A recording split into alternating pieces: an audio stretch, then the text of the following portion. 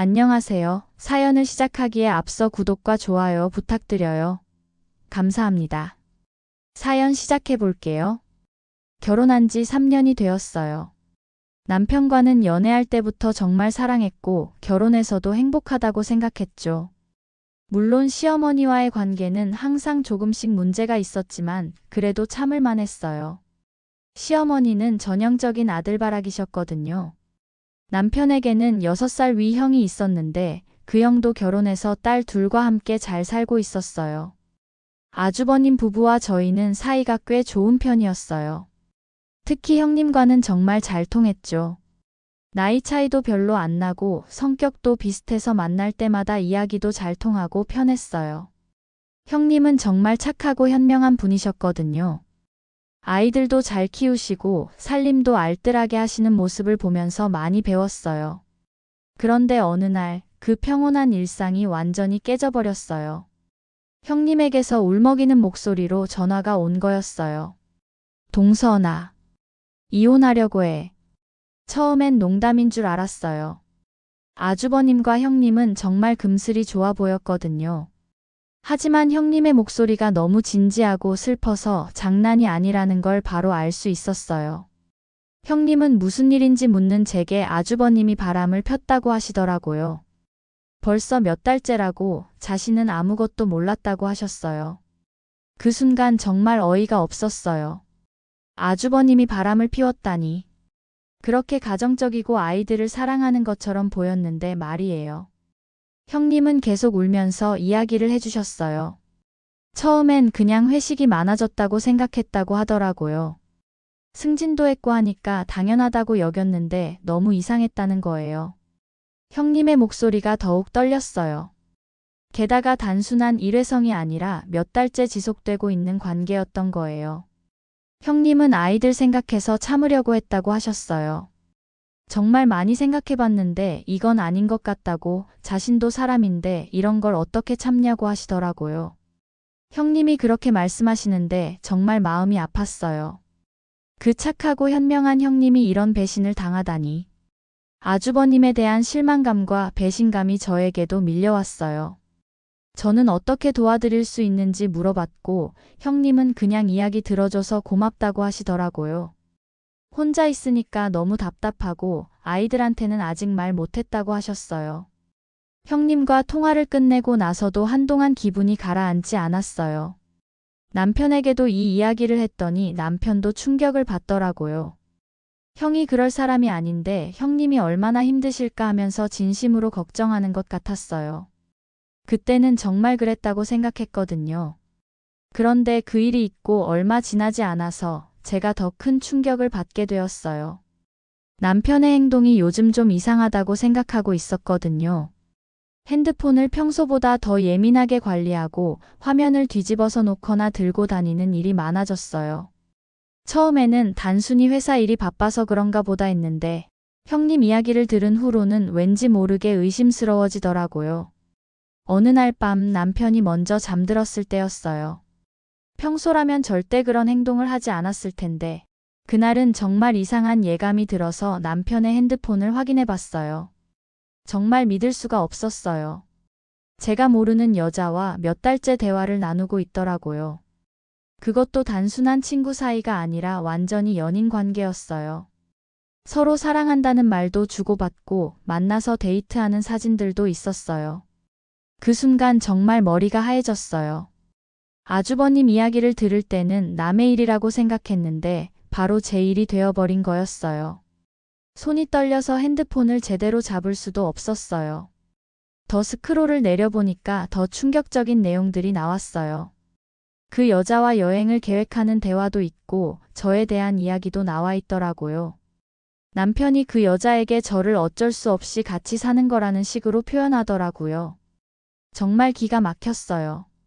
3년 동안 사랑한다고 했던 그 사람이 매일 아침 출근하면서 다녀오겠다고 뽀뽀하던 그 사람이 다른 여자와 이런 관계를 맺고 있었다니.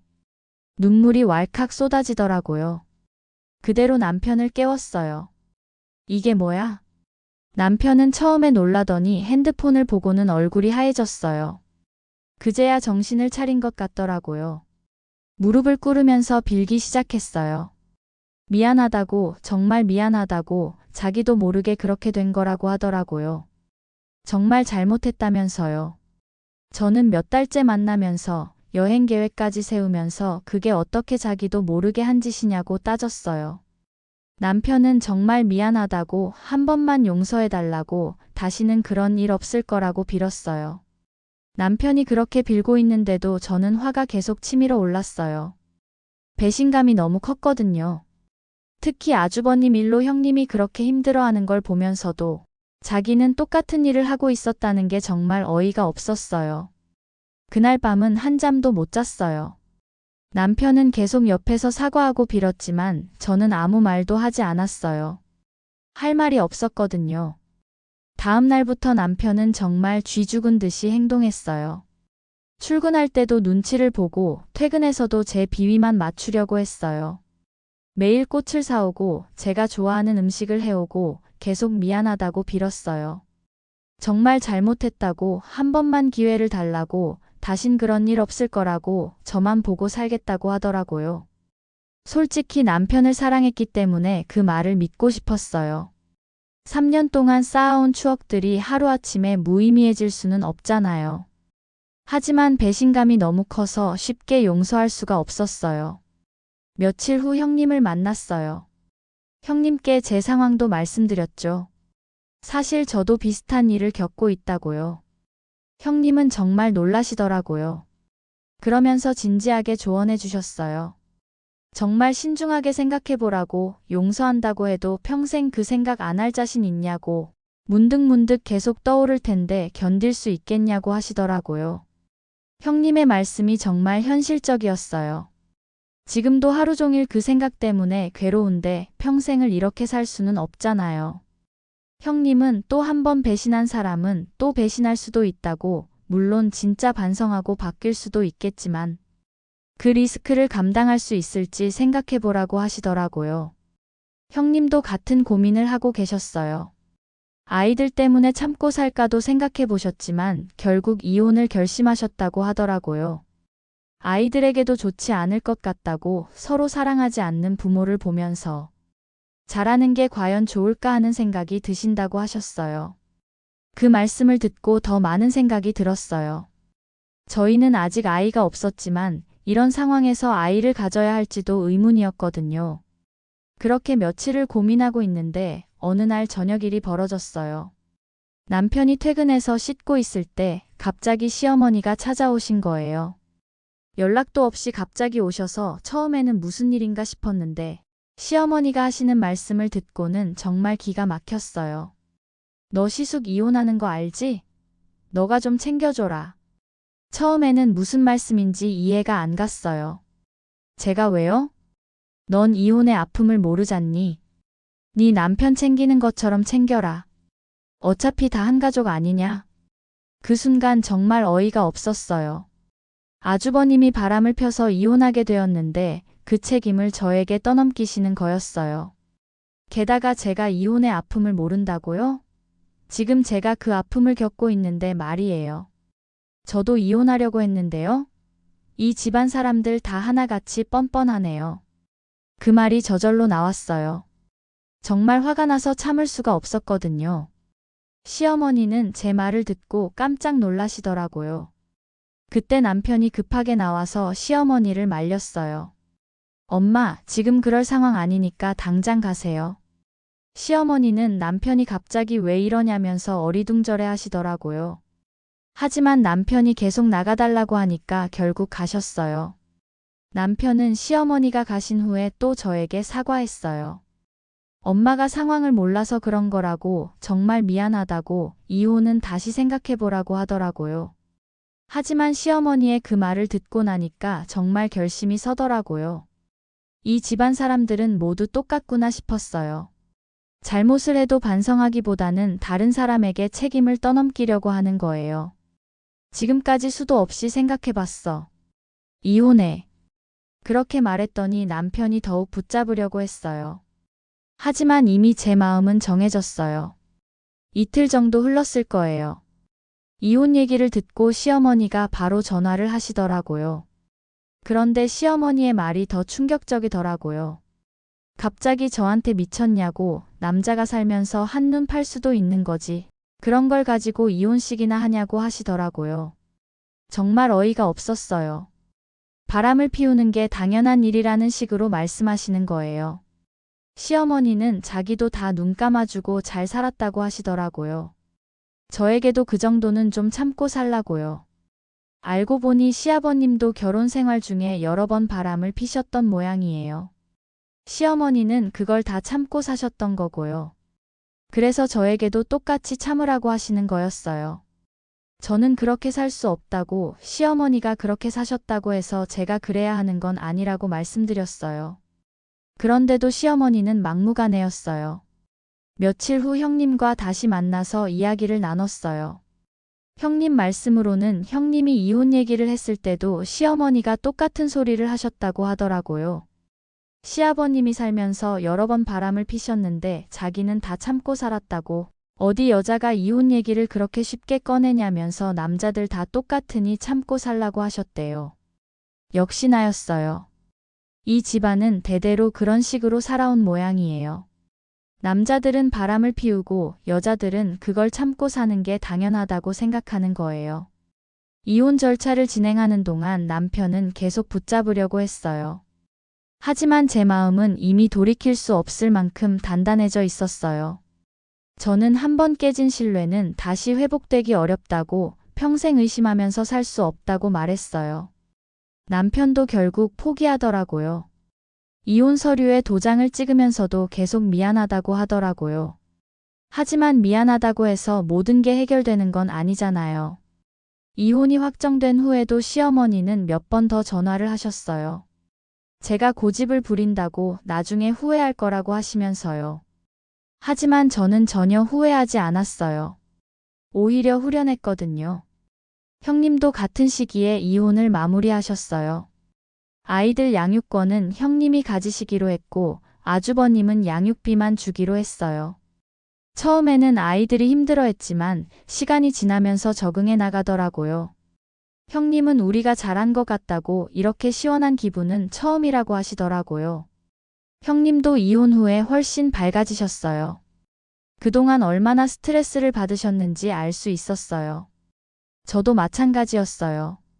이혼 후에 혼자 살게 되었지만 매일 배신감에 괴로워하며 살던 때보다 훨씬 편했어요. 적어도 배신당할 걱정은 하지 않아도 되니까요. 얼마 후 들은 이야기로는 아주버님과 제 전 남편 모두 각자의 상대방과도 결국 헤어졌다고 하더라고요. 바람 피우는 사람들의 특징인 것 같아요. 진정한 사랑이 아니라 그냥 일시적인 감정에 휩쓸린 거니까 오래갈 리가 없죠. 지금은 새로운 직장에서 일하면서 홀로서기를 하고 있어요. 처음에는 혼자 사는 게 외롭기도 했지만 점점 적응해 나가고 있어요. 무엇보다 마음이 편해요. 누구를 의심하지 않아도 되고 배신당할 걱정도 하지 않아도 되니까요. 형님도 아이들과 함께 잘 지내고 계세요? 가끔 만나서 근황을 나누는데 이혼을 후회한 적이 한 번도 없다고 하시더라고요. 아이들도 처음에는 힘들어했지만 지금은 훨씬 안정된 모습이에요. 부모가 다투는 모습을 보지 않아도 되니까 오히려 좋아하는 것 같아요. 요즘은 새로운 사람들과 인연을 쌓아가고 있어요. 모임에서 만난 사람들도 있어요. 모두 제 상황을 알고 있지만 누구도 제 선택을 비난하지 않아요. 오히려 용기 있는 결정이었다고 격려해 주시더라고요. 요즘 시대에 그런 일을 참고 살 필요 없다고, 잘했다고 말씀해 주시는 분들이 많아요. 그런 말을 들을 때마다 제 선택이 옳았다는 확신이 들어요. 물론 가끔은 외로울 때도 있어요. 혼자 영화를 보거나 맛있는 음식을 먹을 때 함께할 사람이 있으면 좋겠다는 생각이 들기도 해요. 하지만 그렇다고 해서 잘못된 관계를 유지하는 것보다는 훨씬 낫다고 생각해요. 언젠가는 저를 진심으로 사랑하고 배신하지 않을 사람을 만날 수 있을 거라고 믿어요. 그때까지는 혼자서도 충분히 행복하게 살 수 있어요. 이 모든 일을 겪으면서 깨달은 게 있어요. 결혼은 서로에 대한 신뢰가 바탕이 되어야 한다는 거예요. 그 신뢰가 깨지면 아무리 다른 것들이 좋아도 의미가 없어요. 사랑도 마찬가지고요. 시어머니 세대는 참는 것이 미덕이라고 생각하셨을지도 몰라요. 그 시대에는 여성이 혼자 살기 어려웠으니까 어쩔 수 없는 선택이었을 수도 있어요.